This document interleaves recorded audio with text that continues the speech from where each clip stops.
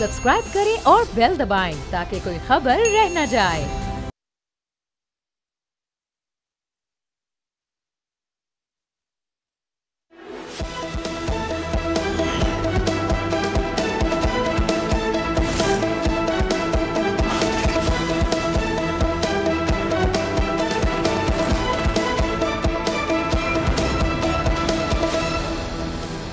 अस्सलाम वालेकुम। प्रोग्राम में खुशामदीद। मैं हूँ अब्सा कोमल। पाकिस्तान और अफगान तालिबान के दरमियान इस्तांबुल में होने वाले मुज़ाकरात कितनी बुरी तरह नाकाम हुए, इसका अंदाज़ा मुज़ाकरात के दौरान और उसके बाद सामने आने वाले बयानात से लगाया जा सकता है। पाकिस्तान के वज़ीर दिफा ख्वाजा आसिफ ने आज अफगान तालिबान के रवैये के ऊपर सख्त तरीन बयान दिया है। अपनी नौयत का ये एक सख्त तरीन बयान है पाकिस्तान के किसी भी वज़ीर दिफा की तरफ से सामने आने वाला। उन्होंने ट्विटर पर अपने पैगाम में कहा कि पाकिस्तान ने बरादर इस्लामी ममालिक की दरख्वास्त पर अमन के लिए मुज़ाकरात की पेशकश को कबूल किया था, लेकिन अफगान हुकाम ने मुज़ाकरात के दौरान जहर आलूद बयानात से अपनी जहनियत जाहिर कर दी। वज़ीर दिफा ने अफगान तालिबान को मुखातिब करते हुए कहा कि पाकिस्तान वाज़े करना चाहता है कि उसे तालिबान रजीम को ख़त्म या गारों में वापस छुपने पर मजबूर करने के लिए अपनी पूरी फ़ौजी ताकत भी इस्तेमाल करने की ज़रूरत नहीं पड़ेगी। अगर तालिबान रजीम लड़ने की कोशिश करेगी तो दुनिया देखेगी कि उनकी धमकियाँ सिर्फ दिखावा हैं। पाकिस्तान किसी भी मुहिम जोइम का सख्त जवाब देगा। आज वज़ीर दिफा ख्वाजा आसिफ ने मुज़ाकरात के नाकाम होने की 3 बुनियादी वजूहात भी बता दी। पाकिस्तान ने सालिस ममालिक कतर और तुर्की की मौजूदगी में मुज़ाकरात को नतीजा खेज बनाने के लिए तमाम तर कोशिशें की, मगर इसके बावजूद अफगान तालिबान के गैर संजीदा रवैये से ये मुज़ाकरात नाजरीन नाकाम हुए हैं। आज के प्रोग्राम में हम जानने की कोशिश करेंगे कि अब आइंदा क्या होने जा रहा है। क्या अफगान तालिबान ने मुज़ाकरात का ये मौका ज़ाया करके पाकिस्तान को जवाब दे दिया है कि अब पाकिस्तान खुद अफगानिस्तान के अंदर बराह रास्त दहशतगर्दों के ठिकानों पर हमले करेगा? क्या होने जा रहा है आइंदा दिनों में, इस पर बात करने के लिए हमारे साथ इस्लामाबाद स्टूडियो में तशरीफ़ फरमा है एहसानुल्लाह टीपू महसूद। आप माहिर हैं पाक अफगान अमूर के और सीनियर सहाफ़ी हैं। ब्रिगेडियर रिटायर्ड हारिस नवाज साहब हमें ज्वाइन कर रहे हैं, दिफाई तज्ज़ियाकार। आप दोनों का बहुत बहुत शुक्रिया। एहसान, हम आपसे आगाज़ करेंगे। इन मुज़ाकरात के से ज़्यादा उम्मीदें तो किसी को भी नहीं थी, खुद वज़ीर दिफा को नहीं थी, इस डेलीगेशन में शामिल लोगों को नहीं थी, और हमारे जो सहाफ़ी हैं बाखबर आप जैसे, उनको भी ज़्यादा उम्मीद नहीं थी। क्या वजह बनी है मुज़ाकरात की नाकामी की? तालिबान का वो रवैया जिसकी निशानदेही की जा रही है, या हमारी एक फ़ॉल्स होप? क्योंकि अगर वो चाहें भी तो वो कुछ नहीं कर सकते अपने नज़रियात की वजह से और दिफाई सलाहियत के वजह से। मैं हम बात करें अफगान तालिबान की कार्रवाई करने की TTP के ख़िलाफ़ या दीगर दहशतगर्द ग्रुप्स के। सो ये फ़ॉल्स होप थी, हमारी एक फॉर्मेलिटी थी मुज़ाकरात, या इसमें से कुछ निकल सकता था जो मौका गवा दिया तालिबान ने? हाँ, हमारी जो कैलकुलेशंस थी यानी तालिबान की शक्ल में कि जब तालिबान हुकूमत जनरल फैज़ साहब का जो एक प्रोसेस है पूरा TTP के साथ, उसमें मेडिएट कर रहे थे। हक्कानी जो नेटवर्क है अफगान तालिबान का हिस्सा है, तो उस वक्त भी यही जब 1-2 ब्रीफिंग्स में मैं खुद भी गया था, तो यही कि अभी एक अच्छा मौका है, अफगान तालिबान हमारे जब दोस्त हैं तो वो हमारी बात सुनेंगे और ये जो TTP का मसला है ये परमानेंटली वो रिजॉल्व करा देंगे। लेकिन वो चीज़ अचीव नहीं हो पाई। एक तो ये था कि इंटरनल जो पॉलिटिकल यहाँ पे मामला चल रहे थे उस वजह से भी वो पूरा प्रोसेस डिसरप्ट हुआ, और दूसरा ये कि अफगान तालिबान की तरफ से जो डिमांड्स यानी या TTP की जानिब से कि वो इलाका मांग रहे थे, वो जो फाटा का मर्जर है वो रिवर्स करना चाह रहे थे। तो अभी भी मुझे लग रहा है कि जो एक चीज़ को हम बार बार इग्नोर कर रहे हैं कि जो आइडियोलॉजिकल फैक्टर है, नज़रियाती पहलू, उसकी वजह से यानी तालिबान में ने माजी में भी ये किया। मुल्ला उमर जब उनके अमीरुल मोमिनीन थे, उसामा बिन लादेन की शक्ल में जब अमेरिका ने मुतालबा किया 9/11 के बाद कि वो हैंड ओवर कर दे, उन्होंने रिफ्यूज़ किया था। काफ़ी एफर्ट्स हुई थी लेकिन उन्होंने आउट राइटली रिफ्यूज़ किया था कि हम नहीं देंगे, ये हमारे मेहमान हैं, हमारे वो जिहादी भाई हैं। अब एग्जैक्टली वो दोबारा कर रहे हैं। इस दफ़ा ये है कि उसामा बिन लादेन की जगह मुफ्ती नूर वली महसूद है जो TTP के सरबराह हैं। तो ये मुझे यानी जब पूरा मुज़ाकराती सिलसिला शुरू हो गया था, उसमें एक चीज़ मैं एक्सपेक्ट कर रहा था कि दोहा जो है कतर, उसका काफ़ी इन्फ्लुएंस है अफगान तालिबान पे। पूरी दुनिया में वाहिद मुल्क है जिसका इन्फ्लुएंस है, और ख़ासकर उसका जो कंदहारी गिरोह है उस पर। तो ये एक्सपेक्टेशन मेरी थी कि हो सकता है कतर की वजह से अफगान तालिबान जो है, जो पाकिस्तानी कंसर्न्स हैं वो एड्रेस करने की कोशिश करेंगे, लेकिन वो चीज़ भी नाकाम हुई। टर्की का जहाँ तक ताल्लुक है, अफगान तालिबान और टर्की का ताल्लुक, तो अफगान तालिबान की कुछ कंसर्न्स है टर्की के हवाले से। अफगान तालिबान के अपोजिशन के जो लोग हैं उसमें दोस्तम वगैरह है, कमांडर दोस्तम वगैरह कुछ और भी हैं जो कि फॉर्मर रिजीम के लोग हैं, उसको यानी वो टर्की में बेस्ड हैं, उनकी फैमिलीज भी, वो खुद भी। तो अफगान तालिबान की ये जहन में ये शक है कि टर्की जो है वो जो नॉन पश्तून वहाँ पे उज़्बेक ताजिक जो है कम्युनिटीज़, उनको वो सपोर्ट कर रहा है। और टर्किश मीडिया में भी वो चीज़ें हमें नज़र आ रही हैं कि वो इतना पसंद नहीं करते अफगान तालिबान को। बीच में कुछ बिजनेस डील्स भी हो रही थी, वो चीज़ें भी यानी कोलैप्स कर गई तालिबान और टर्किश गवर्नमेंट के बीच में। अभी जब चीज़ें कोलैप्स हुई हैं तो मैं तो पर्सनली यही एक्सपेक्ट कर रहा था कि अब मामला वहाँ तक पहुँचा है कि हमें कॉन्फ्लिक्ट की तरफ यानी मामला जा रहे हैं। उसमें बॉर्डर क्लैशेस से ज़्यादा यानी जो है पाकिस्तान बार बार कह रहा है कि जहाँ पे भी अगर हमें टीटीपी के लोग नज़र आएँ या BLA के लोग नज़र आएँ तो हम जाके उनको टारगेट करेंगे। और उसकी रिटेलिएशन जो आएगी अफगान तालिबान की जानिब से, वो फिर खुदकुश हमले हैं, वो मामला तो जिस तरह वो करते हैं कि इंसर्जेंसी जो करती है, तो उस शक्ल में वो चीज़ें नज़र आ सकती है। इसलिए पाकिस्तान को इंटरनल सिक्योरिटी जो है उस पर बहुत काम करना होगा और सिक्योरिटी जो मेजर्स है उसको इंक्रीज करना होगा। नज़रिए की क्विकली, अगर नज़रिए की जो आप, क्योंकि पहले भी हम कई बार अपने प्रोग्राम में बात कर चुके हैं कि एक तो नज़रिया है अफगान तालिबान का कि हमारे भाई हैं, हमारे साथ मिलकर लड़ते रहे हैं। दूसरी एक बात होती है कि उनके अपने खदशात भी हैं कि एक तो वो दिफाई सलाहियत नहीं रखते उनको काउंटर करने की, और खदशात ये है कि हमारे मुखालिफ ग्रोहों में शामिल होकर हमारे खिलाफ कार्रवाई करेंगे। नज़रिया ज़्यादा हावी है इस वक्त की तालिबान की अप्रोच पर, या आपकी नज़र में वो खदशात के ये हमारे खिलाफ कार्रवाई करेंगे? मेरे ख्याल में नज़रिया ज़्यादा हावी है, उसकी वजह से वो सपोर्ट भी दे रहे हैं। और अभी ये भी इतलाते हैं कि अफगान तालिबान के जो फुट सोल्जर्स हैं, बल्कि वो सुसाइड बॉम्बर्स जो उन्होंने ट्रेन किए थे नेटो अमेरिकन ट्रूप्स के लिए, जब उन्होंने हुकूमत संभाली तो वो अब तालिबान TTP या बाकी तालिबान के जो दड़े उनके रैंक्स जो है ज्वाइन करके पाकिस्तान में हमले कर रहे हैं। जहाँ तक उनकी सलाहियत कि वो कर सकते हैं, काउंटर कर सकते हैं TTP को, तो अफगान तालिबान एक यानी कंसर्न्स वो रेस करते हैं कि TTP के लोग ये ना हो कि अगर हमने ज़्यादा उसको फोर्स किया ये दाइश खुरासान की तरफ ना चले जाएं। और दाइश खुरासान यानी TTP ने ही बनाई थी इस रीजन में। पाकिस्तानी ऑफिशियल से अगर बात कर लें तो वो कहते हैं कि जब अफगान तालिबान करने पे आते हैं किसी को काउंटर, तो उन्होंने 1 साल के अंदर जो ISKP है उसको काफ़ी हद तक यानी डिसमेंटल किया। लेकिन करना वो चाहें तो कर सकते हैं। एग्जैक्टली उनका इंटेंशन ही नहीं है और उनका ये इरादा ही नहीं है कि वो TTP के जो पाकिस्तान के लिए दहशतगर्द हैं, जो हमारे यहाँ हर रोज़ अटैक्स कर रहे हैं, वो अफगान तालिबान रजीम के भाई हैं एक तरह से। उन्होंने क्या ही कार्रवाई करनी थी। ब्रिगेडियर साहब, आप इस मुज़ाकरात के सिलसिले से कुछ मुख्तलिफ एक्सपेक्ट कर रहे थे इसका आउटकम, या यही होना था जो अंजाम हुआ?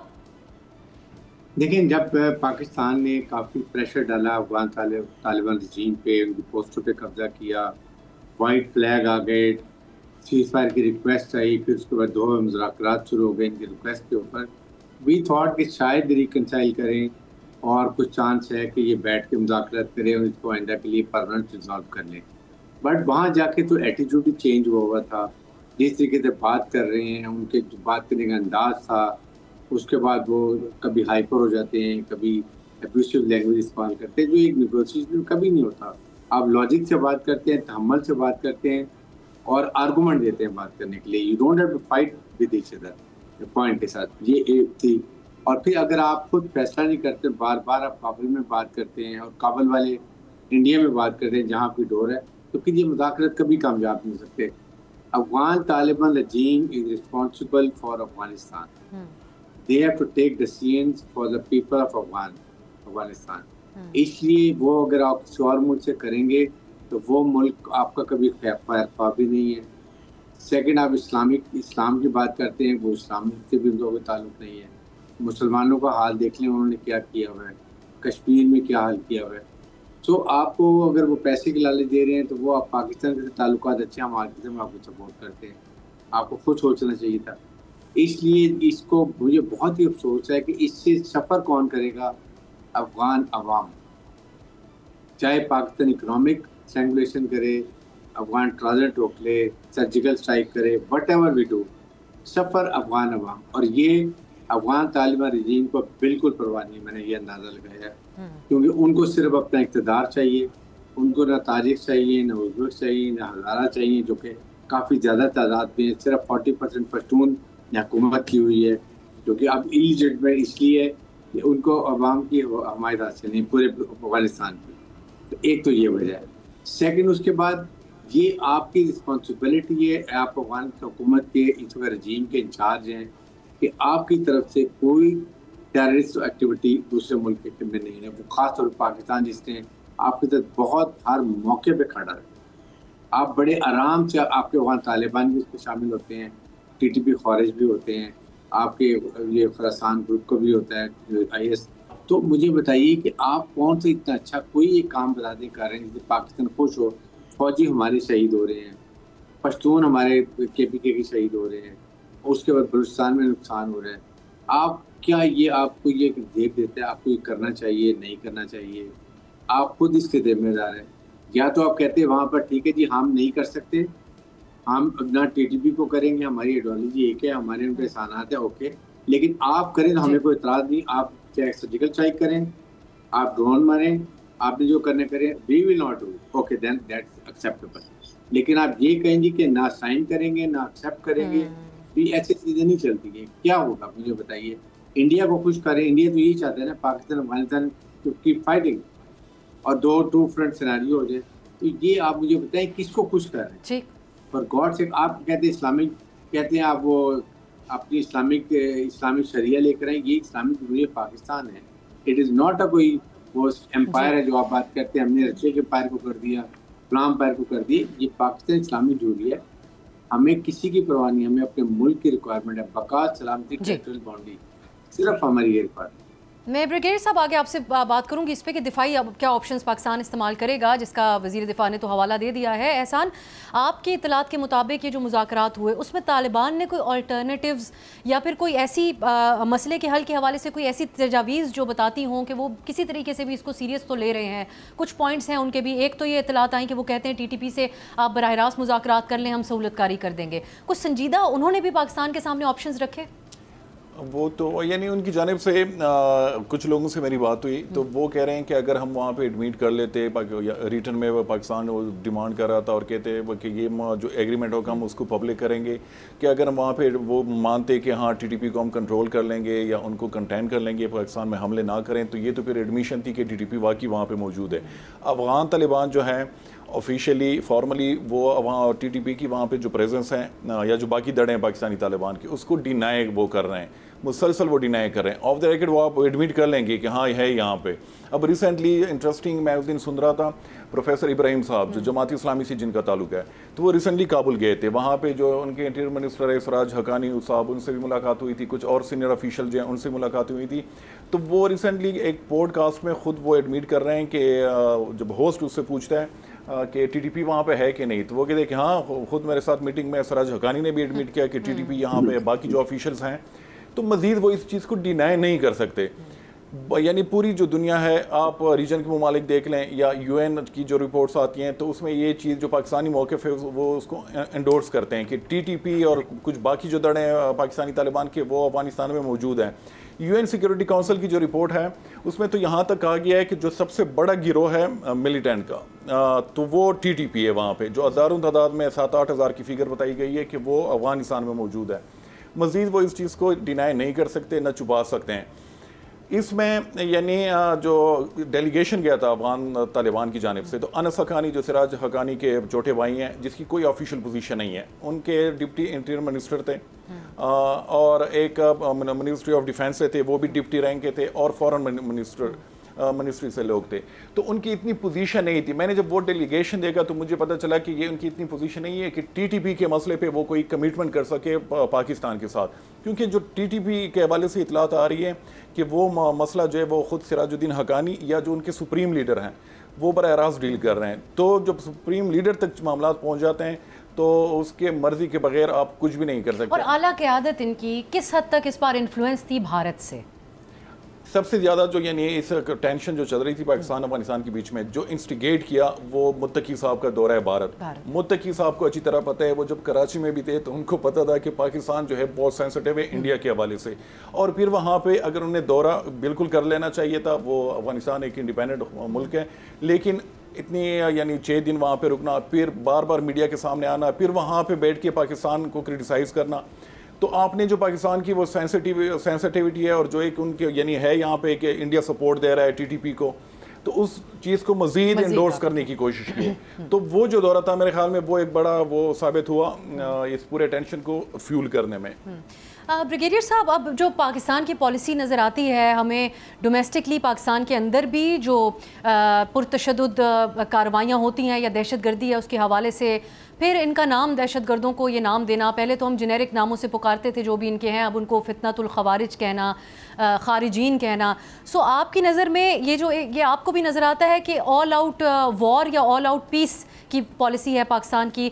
दिफाई ऑप्शंस क्या इस्तेमाल अब किए जा सकते हैं? ख्वाजा साहब ने तो कहा था कि ओपन वॉर होगी अगर मुज़ाकरात नाकाम हुए, लेकिन एक तवील बॉर्डर है पाकिस्तान का, एक कॉम्प्लिकेटेड बॉर्डर है पाकिस्तान का अफगानिस्तान के साथ। सो दिफाई तौर पर अब क्या हो सकता है? देखिए, पाकिस्तान कोई कन्वेंशनल वॉर की तरफ तो जाना नहीं चाहता। Pakistan is only going to go for surgical strike, और ड्रोन के साथ अगर वो हमें जरूरत पड़ती है, उसके साथ still peace process should continue. और ये 2-3 प्रॉन्ग स्ट्रेटजी होनी चाहिए। नंबर 1, हमें अमेरिका से खुल के बात करनी चाहिए कि देखें what India is doing. Pakistan में इनको सपोर्ट कर रहे हैं, प्रॉक्सीज को यूज़ कर रहे हैं, खुला वो अफगानिस्तान, ये बलूचिस्तान में कहता है उनको सेपरेट मोड उनको सपोर्ट करते हैं। तो then they need to be stop, they need to be check. उनसे उनको चेक करने की जरूरत है कि आप इसको बंद करें, ये मैं कहने की ज़रूरत है, और ताकि वो उनको कंट्रोल कर सकें। उसके बाद तो हमारे पास ईरान है, चाइना है, again we talk to them, because the main stakeholder ये ईरान, चाइना, पाकिस्तान और अफगानिस्तान है। इनसे हमें ईरान को और चाइना को डालना चाहिए जी, कि ईरान का पूरे नॉर्दर्न अफगानिस्तान में पूरा इन्फ्लुएंस है।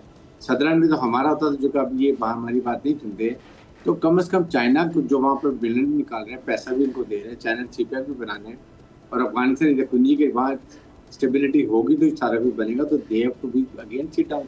बाद लड़ाई जो अगर छोटी मोटी चलती भी है तो एटलीस्ट प्रोसेस मस्ट कंटिन्यू। फिर ओआईसी है, सऊदी अरब है, यूएई है, और ममालिक हैं, वी टॉक टू देम, ताकि everybody somebody has to come in. और इनको समझाने की बात है कि don't listen and play to the tunes of Indians. जो आपके दुश्मन हैं, हमारे दुश्मन हैं, आपके कैसे खैरखा हो सकते हैं? इतने हज़ारों मुल्क दूसरे आपको जो पैसे दे रहे हैं, मकसद है पाकिस्तान को ब्रीड करें। अगर हम पाकिस्तान की मुसल्लह फौज, इतनी बड़ी फौज को 6 से 8 घंटे में हम उनको सजा, इतनी सख्त सजा दे सकते हैं, उनके घुटने टेक सकते हैं, तो Afghanistan is a very weak country militarily. ये भी उनको सोचना चाहिए। बट और फिर पाकिस्तान नहीं चाहता अफगान अवाम को तकलीफ हो। साथ अगर हम इकोनॉमिकली भी चोक करें तो देखिए कितना फ़र्क पड़े, क्या नुकसान किसको होगा। अफगान पश्तून दोनों तरफ हैं, वी डोंट वांट इट। तो केपीके गवर्नमेंट की डिमांड थी कि जी मुज़ाकरात करें, कर लिए मुज़ाकरात दोहा में, इस्तांबुल में, नहीं माने, वे डू वी एंड। और फिर केपी ये जो है कि फौजियों से हम नहीं करेंगे। देखिए वो हथियार उठाएंगे, हमारे फौजी शहीद कर रहे हैं, रेट ऑफ गवर्नमेंट को चैलेंज कर रहे हैं, आइन कॉन्स्टिट्यूशन को मानते नहीं है। हाँ, आए हथियार डालें, आइन को माने, we are ready to talk to them. मैं जी एहसान, अब आप आखिर में आप इस पे बात कीजिए। अब आपको भी पाकिस्तान की जो मौजूदा अफगान पॉलिसी है वो माजी से मुख्तलिफ नज़र आती है, क्योंकि माजी में तो हमारी एक तरह से पॉलिसी ने बड़ी कलाबाजियाँ खाई हैं। और कभी हम कहते हैं कि यही ख्वाजा आसिफ साहब वज़ीर दिफा जो अपोजिशन में थे तो कहते थे कि खुदा हमारे साथ है, अफगान तालिबान के लिए उन्होंने कहा, और अमेरिका के लिए उन्होंने कहा कि दौलतें दुनिया की तुम्हारे पास हैं। लेकिन आज वो ऑल आउट वॉर की बात कर रहे हैं। आज जो पॉलिसी है वो आपके ख्याल में, क्योंकि आपने माजी की मुख्तलिफ पॉलिसीज़ कवर की हैं, वो मुख्तलिफ है, वो ज़्यादा सख्त है और आइंदा दिनों में कायम रहेगी अफगानिस्तान के हवाले से? फिलहाल तो मुझे लग रहा है कि पाकिस्तान की एक जो पॉलिसी थी खासकर तालिबान के हवाले से, कि वहाँ पे उनको जो सपोर्ट जिस तरीके से दे रहे थे, और वो भी बहुत ऑब्वियस तरीके से, और ये गिला अफगान तो अशरफ गनी उस वक्त भी करते थे कि पाकिस्तान सरजमीन हमारे खिलाफ इस्तेमाल हो रही है। लेकिन एक जो डेवलपमेंट हुई है कि पाकिस्तान के जो पॉलिसी मेकर्स है, खासकर जो अफगानिस्तान को देखते हैं, उनसे जो बात होती है तो वो कहते हैं कि उस पॉलिसी से पाकिस्तान हट गया है।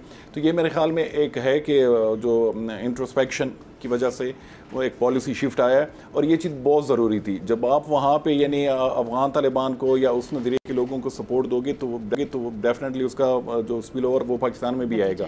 तो ये मेरे ख्याल में एक पॉजिटिव वो डेवलपमेंट है कि मज़ीद ऐसे गिरोहों को हम सपोर्ट नहीं देंगे। लेकिन अभी भी अफगान यहाँ पे कुछ बात चल रही है मीडिया में भी रिजीम चेंज के हवाले से, तो उसके हवाले से यानी काफ़ी कैलकुलेशन की ज़रूरत है, और वो ट्विटर बयानात पे वो मामला यानी संभल नहीं पाएंगे।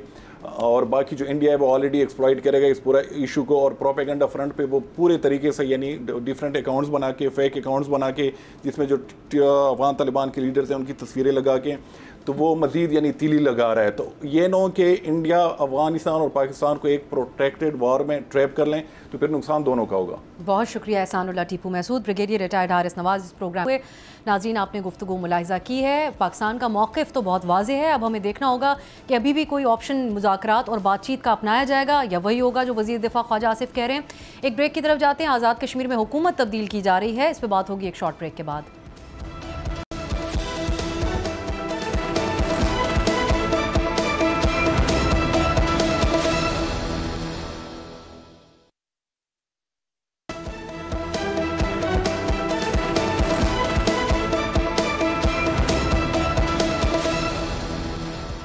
ब्रेक के बाद खुशामदीद। आज़ाद कश्मीर में आम इंतखाबात से 8 माह पहले वज़ीर आज़म को तब्दील करने के लिए पीपल्स पार्टी और नून लीग ने इत्तेफाक राय कर लिया है।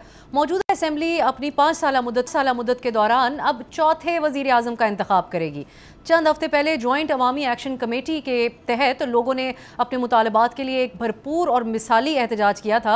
इस एहतजाज की नौयत इस किस्म की थी कि अवामी एक्शन कमेटी से वफाकी हुकूमत के अहम अहदेदारों को मुज़ाकरात करने पड़े थे। उनके मुतालबात को मान कर इस एहतजाज को ख़त्म करवाया गया था। इस एहतजाज को ठीक तरह से हैंडल न करने का बराह रास्त जिम्मेदार आज़ाद कश्मीर के वज़ीर आज़म अनवारुल हक को करार दिया गया और उन्हें ओहदे से हटाने के लिए कोशिशें शुरू कर दी गई थीं। तय ये पाया था कि पीपल्स पार्टी इक़्तिदार संभालेगी और नून लीग पीपल्स पार्टी की हुकूमत बनाने में मदद तो करेगी, लेकिन उनके बैठेगी अपोजिशन के बेंचेस पर, बिल्कुल उसी तरीके से जैसे वफाक में पीपल्स पार्टी हुकूमत का हिस्सा ना होते हुए भी उनकी हिमायत कर रही है। और कुछ हल्की फुल्की अपोजिशन का किरदार भी हमें लगता है बयानात के ज़रिए देते हैं। पीपल्स पार्टी की तरफ से वज़ीर आज़म के उम्मीदवार के लिए अब चौधरी यासीन को नामज़द कर दिया गया है। ऑफिशियल अनाउंसमेंट बाकी है और वो पीपल्स पार्टी आज़ाद कश्मीर के सदर भी हैं। और कल असेंबली सेक्रेटेरिएट में तहरीक अदम एतमाद जमा भी करवा दी जाएगी। इत्तलात के मुताबिक इस तहरीक की कामयाबी के लिए 27 वोट दरकार होंगे, जबकि पीपल्स पार्टी का दावा है कि उन्होंने 37 अरकान की हिमायत हासिल कर ली है। हम आज के प्रोग्राम के इस हिस्से में जानने की कोशिश करेंगे कि वज़ीर आज़म तो आज़ाद कर जाएगा, लेकिन क्या नए वज़ीर आज़म अवामी एक्शन कमेटी से किए गए मुआहदे पर अमल दरामद कर सकेंगे, दुरुस्त तर्जुमानी कर सकेंगे आज़ाद कश्मीर के अवाम की? इस पर बात करने के लिए हमारे साथ मौजूद हैं सदर नून लीग आज़ाद कश्मीर शाह गुलाम कादिर साहब। बहुत शुक्रिया शाह साहब आपके वक्त के लिए। आपका पीपल्स पार्टी से क्या तय पाए मामलात, उस पर हम बात करेंगे, लेकिन एक बुनियादी सवाल जो सबके जहनों में है, 6-7 महीने में इंतखाबात हो जाने थे, असेंबली को अपनी मुद्दत पूरी क्यों नहीं करने दी गई? इस आइडिया को क्यों इंडोर्स किया नून लीग की तरफ से कि प्राइम मिनिस्टर को इस मौके पर तब्दील किया जाए? देखें, इसमें आपको 2-3 बातें जो जहन में रखनी चाहिए। 2021 में जब इलेक्शंस हुए हमारे, तो पाकिस्तान तहरीक इंसाफ को आज़ाद कश्मीर में मुसल्लत किया गया और 3 महीने में वो पार्टी बनी, सिर्फ 3 महीने में। और 3 महीने के अंदर पता लगा कि ये एक पार्टी बन गई है। और गंडापुर साहब जो वज़ीर आला रहे, उस वक्त वज़ीर उमूर कश्मीर थे, उन्होंने बड़ा एक्टिव रोल अदा किया। और फेडरल मिनिस्टर्स और जो थे उसमें जो हरबे वो इस्तेमाल कर सकते थे प्री पोल रिगिंग के लिए, तो वो उन्होंने इस्तेमाल किया। वो जब उनको वो मुसल्लत हुए, उन्होंने वज़ीर आज़म बना दिया अब्दुल क़य्यूम नियाज़ी साहब को। 9-10 महीने के अंदर अंदर उन्होंने कहा कि नहीं ये ठीक नहीं है। पीटीआई ने खुद, और उन्होंने जनाब उनको चलता किया और उसके बाद उन्होंने सरदार तनवीर इलियास साहब को बना दिया। 10-11 महीने उनकी कारकर्दगी भी कुछ नहीं रही। तो फिर अदालत में तौहीन अदालत के में वो आउट हो गए, नाअहल करार पाए। तो पीटीआई का एक बड़ा धड़ा, पीटीआई फिर फैसला नहीं कर सकी किसको वज़ीर आज़म बनाना है। इमरान खान ने जब लाहौर बुलाया पीटीआई के अरकान को, तो 5-6 ही पहुँचे, 7 शायद पहुँचे थे, बाकी सब जो है ये इस्लामाबाद और मुजफ्फराबाद और बैठे रहे। चूँकि कोई नज़रियाती जमात ना हो तो लोग इधर से उधर हो जाते हैं। नज़रियाती पार्टी के लोग, पीपल्स पार्टी का हो या हमारा हो, तो इधर उधर नहीं हटते, वो अपनी जगह रहते जैसे भी हालात हों। तो उस वक़्त ये फॉरवर्ड ब्लॉक वजूद में आया और उन्होंने मदद तलब की कि जी उसमें अनवारुल हक साहब वज़ीर आज़म बने। तय ये हुआ था कि ये पार्टियों की कोलेशन होगी। लेकिन पार्टियों की कोलेशन से 15 दिन के बाद पता लगा नहीं ये पार्टियों की कोलेशन नहीं है, बल्कि ये MLAs की हुकूमत है।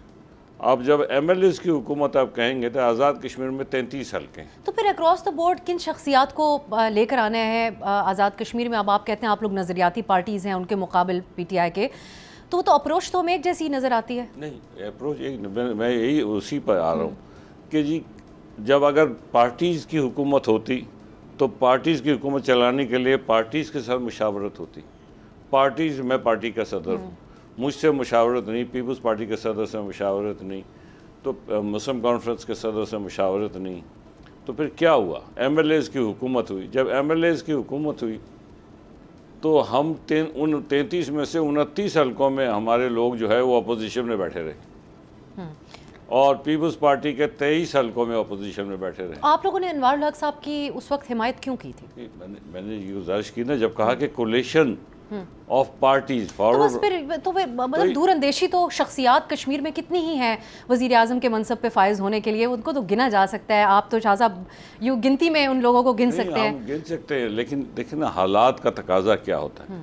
हालात का तकाजा ये था कि जो उस वक्त 22 लोग 25 लोग थे पीटीआई फॉरवर्ड ब्लॉक के, हक उनका बनता था। तो ये फैसला फिर कश्मीर में जो एहतजाज हुए उसके बाद किया गया या पहले से ज़ेर गौर? जी ये ज़ेर गौर पहले से था। हम तो 1.5 साल से अपनी मरकज़ी पार्टी को कह रहे थे कि जी हम इस हुकूमत में हिस्सेदार नहीं बनना चाहते, हमें इजाज़त दी जाए कि हम बाहर निकलें। और हमारे जो वज़रा हैं, 4 हमारे वज़ीर थे कि जब हम इन 4 वज़रा को बाहर निकाल लें ताकि हम पूरी तरह अपोजिशन का किरदार अदा करें। तो हम तो 1.5 साल से लगे हुए। तो फिर पार्टी का क्या मौक़िफ़ आता था? शहबाज शरीफ साहब, शहबाज शरीफ साहब कहते थे कि इसमें आपका मौक़िफ़ ठीक है, इसमें ज़रा वक्त दें, हम इसको जायज़ा लेके इसके ऊपर आपको करते हैं। तो इसी दौरान ये अवामी एक्शन कमेटी आ गई। अवामी एक्शन कमेटी क्यों वजूद में आई?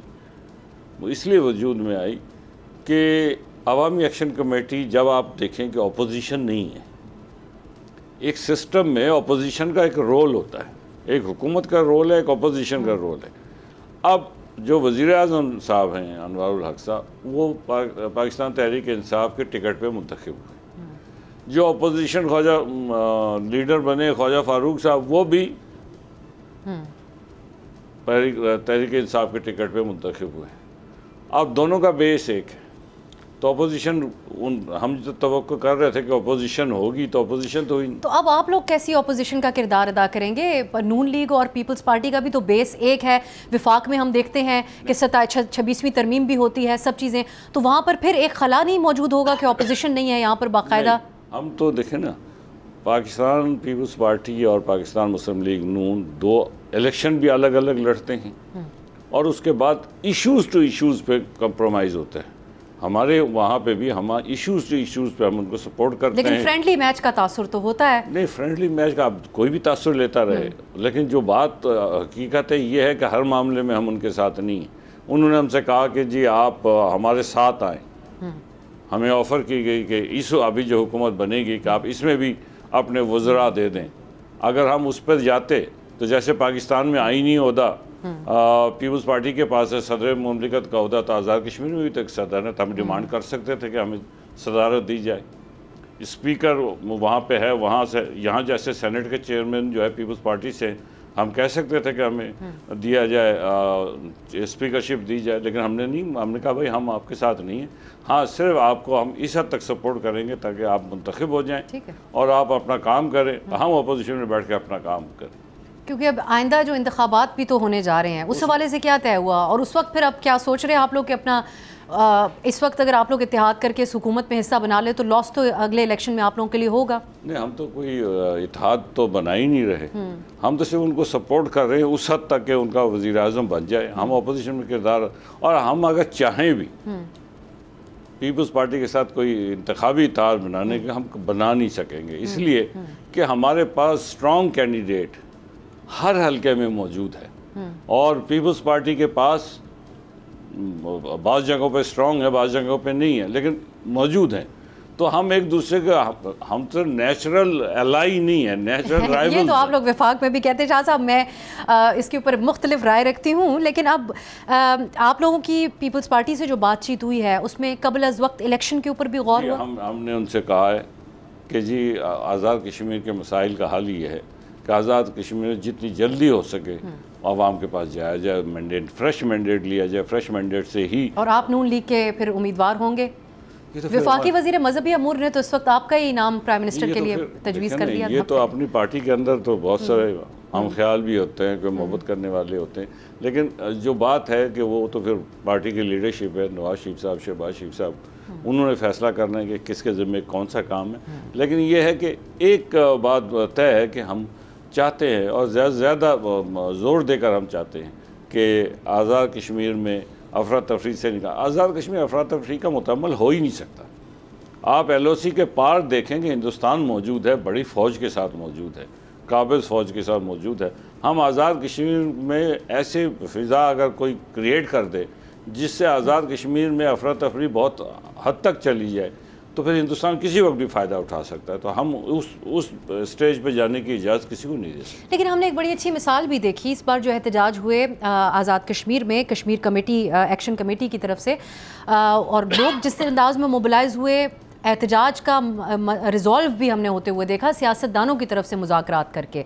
आप लोगों की तरफ से कहा गया कि अनवारुल हक साहब ने की हुकूमत ने मसाइल हल करने के बजाय मसाइल को बढ़ाया। इस जो अवामी एक्शन कमेटी का जो एहतजाज था, इसमें उनका किरदार में क्या ऐसा की खामियां थी जो वो बेहतर अंदाज में कर सकते थे? देखिए ना, आज से 1.5 साल पहले भी एक्शन कमेटी ने एहतजाज किया, उसको भी हुकूमत पाकिस्तान ने, बल्कि वज़ीर आज़म पाकिस्तान शहबाज शरीफ साहब ने 23 अरब रुपया देकर उसको एवर्ट किया था। उस दौरान कोई 10 एक नुकात ऐसे थे जो छोटे छोटे थे, उन पे अमल होना था, वो अमल नहीं हुआ। हुकूमत आज़ाद कश्मीर ने उस पर अमल करना था, तो हुकूमत आज़ाद कश्मीर जब एक्ट ना करे, जब उसके ऊपर अमल दरामद ना करे, तो उन्होंने वो 10 की बजाय 38 नुकात बना दिए। और 38 नुकात में बड़ा इंटरेस्टिंग ये है कि जी हस्पतालों में CT स्कैन होना चाहिए कि मशीनें होनी चाहिए। वो बजट में पहले से प्रोविज़न मौजूद है, टेंडर भी हुए थे, लेकिन गवर्नमेंट नहीं कर रही थी। इसी तरह के हेल्थ कार्ड होना चाहिए, गरीब इलाका है तो हेल्थ कार्ड के लिए 2 अरब रुपए की प्रोविज़न पहले से मौजूद थी, स्कीम बन चुकी थी, तो वो क्यों नहीं हुआ? जब आप इस किस्म की चीज़ें जो बजट के अंदर मौजूद हैं और आप वक्त पे नहीं करते हैं, तो आप किस चीज़ की दावत देते हैं, किसका इंतज़ार करते हैं? तो जब आप एक ग्रोह को आप हर दफ़ा जब वो आते हैं, सड़क पे आते हैं, तो आप उनको मानते हैं, तो पहले मान लें। जब आपके पास पैसे भी, वसाइल मौजूद हैं, बजट में प्रोविज़न मौजूद है, उसी पे शक गुजरता है हर किसी को कि ये हुकूमत चाहती थी कि अवामी एक्शन कमेटी को फ़ायदा। अवामी एक्शन कमेटी को आप गिरोह क्यों कहते हैं, अगर उनके मुतालबात इस तरह के थे कि जिसको तस्लीम किया जाए और किया भी गया उनसे मुआहदा करके? देखिए ना, हम गिरोह इसलिए कहते हैं कि वो रजिस्टर्ड तो है नहीं है, पहली बात है, और दूसरा ये है कि वो खुद अपने आप को नहीं कहते कि जी हम कोई सियासी जमात है। अगर वो सियासी जमात एक तहरीक तो है आवाम की, वो जो तहरीक आवाम की, अब इलेक्शन में पता लग जाएगा ना। हम तो इसीलिए कहते हैं जल्द अज जल्द इलेक्शन में जाएँ तो पता लग जाएगा कि कौन किसके रूट्स आवाम में ज़्यादा हैं। अब 6-7 महीने के अंदर आप लोगों के, अगर कबल अज़ वक्त इलेक्शंस नहीं होते, तो बतौर अपोजिशन आप लोगों के पास स्पेस होगी जब वहाँ पर एक इतना मुतहरिक किरदार कश्मीर एक्शन कमेटी की तरफ से रहा है? बहुत स्पेस है। वो हुआ ये कि मैंने पहले गुजारिश कर दी कि हमारे 29 हल्कों में हम पहले ही अपोजिशन में थे। अब वो जो 29 हल्कों में जो कारकुन थे हमारे, वो जब हुकूमत के साथ भी नहीं थे, हम जो MLAs मुंतखब लोग थे, हम जब बात नहीं कर पा रहे थे, इसलिए नहीं बात कर पा रहे थे कि जी हमारे 4 वज़ीर थे, तो हम क्या कर, हमारा कारकुन क्या करता? वो एक्शन कमेटी के साथ होके चला गया। पीपल्स पार्टी के साथ भी यही हुआ। अब जब ये हुकूमत पीपल्स पार्टी बनाएगी, वो अपने उनके कारकुन उनके साथ होंगे, हमारे कारकुन हमारे साथ होंगे, तो फिर चीज़ें जो है dynamics of the politics change हो जाएगी। तो जब चेंज हो जाएगी तो फिर इलेक्शन में जाएंगे तो देखते हैं किसके। अब जो फैसला साजी हुई है कश्मीर के हवाले से आपकी जमात की तरफ से, जो आपके फ़ैसले हैं, उसमें बुनियादी किरदार शहबाज शरीफ साहब ने अदा किया या मियाँ नवाज शरीफ साहब की डायरेक्शंस इसके अंदर शामिल है जो आप पार्टी को लेकर? नवाज शरीफ साहब की सरबराही में एक मीटिंग हुई जिसमें नवाज शरीफ साहब, शहबाज शरीफ साहब, मरीम नवाज साहिबा, राना सनाउल्लाह साहब और दीगर साथी थे। वो लोग वहाँ बैठ के जो फैसला हुआ हमने उसी पे अमल किया। सो अब आखिर में ये मैं ज़रूर जानना चाहूँगी कि अब जब नए वज़ीर आज़म आएंगे, जो मुआहदा किया गया है इससे पहले, उसके ऊपर अमल दरामद करना भी तो एक उनके लिए चैलेंज होगा। मेरा ख्याल है कि ये तो पहले ही हुकूमत आज़ाद कश्मीर को सॉर्ट आउट कर लेना चाहिए था। अनवारुल हक साहब की हुकूमत को खुद ही कर लेना चाहिए। मैं लास्ट मिसाल देता हूँ, तय हुआ था कि ये कुछ वज़रा जो है वो फारिग कर दिए जाएंगे। 4 ने इस्तीफ़े दिए, अनवारुल हक साहब ने इस्तीफ़े कबूल नहीं की। तो अब अगर नहीं किए, बाकियों को डी नोटिफाई नहीं किया, तो एक नया मसला पैदा हो जाता। तो इस तरह इश्यूज़ पैदा करने की बजाय उनको रिजॉल्व करना चाहिए। तो हुकूमत आज़ाद कश्मीर के पीपल्स पार्टी का जो भी वज़ीर आज़म हो, ये उनकी जिम्मेदारी होगी कि वो इसको पूरा करें। और नून लीग आइडियली क्या चाहेगी कि कब तक इलेक्शंस हो जाएं? हम तो चाहते हैं कि मार्च अप्रैल में जाके इलेक्शन हो जाए, हमारी ख्वाहिश है। बहुत बहुत शुक्रिया शाह गुलाम कादिर साहब, आपने हमारे प्रोग्राम डाला। नाज़रीन, सदर नून लीग आज़ाद कश्मीर हमारे साथ थे। अब देखते हैं कि आइंदा क्या सूरत हाल डेवलप होगी। आज के लिए इजाज़त दीजिए, खुदा हाफिज़।